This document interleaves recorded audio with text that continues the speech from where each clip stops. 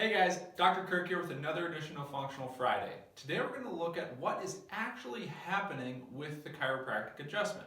Now, the adjustment is very foreign to some people, and some people just do not have any idea what it's doing. Some people think it's dangerous. Some people think that you're kind of moving bones. So we're here to just put some clarity to what's actually happening with the adjustment. Now, in its most basic sense, what is happening with the adjustment is we are putting movement into joints that were not moving properly before, okay? So, to explain this, I have this little stick here. And if we pretend these are the joints in our body, the space between the balls, and we move, as you can see, some of these move properly and some are kind of stuck. So, we want all our joints, especially in our spine, to be sharing movement, okay? So as they go to bend over, this is exactly what we want. We want that shared movement between all of our joints. As you can see, they're all kind of shared between all of those balls, okay? Now, as we go to bend over with the red balls, you can see there's still movement happening here, but there is no movement happening in between these red balls. So what does that do? Well, it leads to compensation. Your body is a beautifully compensating machine, but sometimes the way it compensates can be improper to how we want to be moving. So what tends to happen is you can start moving above and below the segments that are stuck. How does that lead to problems? Well, if you think about it when it comes to our spine, let's say that you're not moving very well in what's called your cervico-thoracic junction, so kind of right up here. Okay, so that's kind of this area right in your spine right here. As you go to turn your head, all of those joints should be sharing that movement as they are right here. The joints are in the back right here, and they kind of share that movement, as you can see. Now, what happens when the joints get stuck and locked up? So let's pretend these joints here are not moving very well, and as you go to turn, what's going to happen?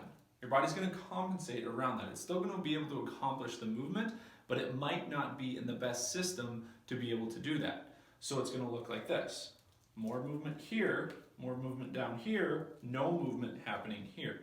The most degenerated segments in our cervical spine are the segments that are right above our cervico-thoracic junction. And if you look at our pelvis, the most degenerated segments in our low back and our lumbar spine are the ones that are right above our pelvis and our hips. So what happens is we stop moving well through our pelvis and our hips, we move excessively through our low back. That can lead to some degenerative changes happening and going on because it leads to excess wear and tear happening. So what the adjustment does is it puts proper movement into these areas that are not moving properly and allows kind of that nice shared movement to happen again.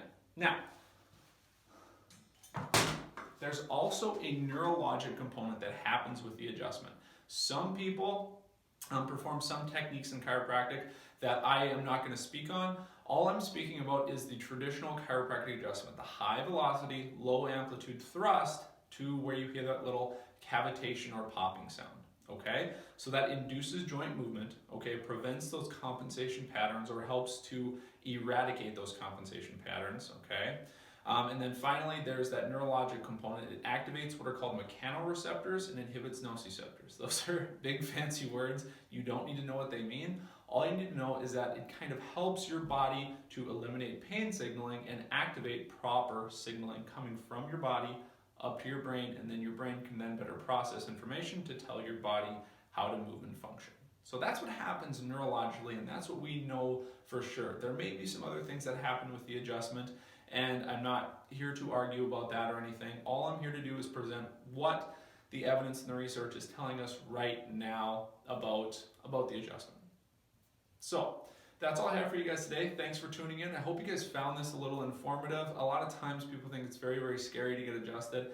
And I'm going to put up some videos just kind of explaining how gentle it can be and how actually good it feels. Another thing that happens with the adjustment is you can get some release of some feel-good chemicals like endorphins and enkephalins and those kinds of things, and it kind of takes away pain almost immediately for some people, which is very cool. Okay, so if you guys haven't already checked out our Facebook page, make sure to check it out, Premier Chiropractic here in Minot, North Dakota. Check out our website, premierchiropracticnd.com. And as always, if you have a problem, make sure to give the clinic a call now before it becomes a bigger problem later on. Thanks for tuning in, guys, and everyone have a great day.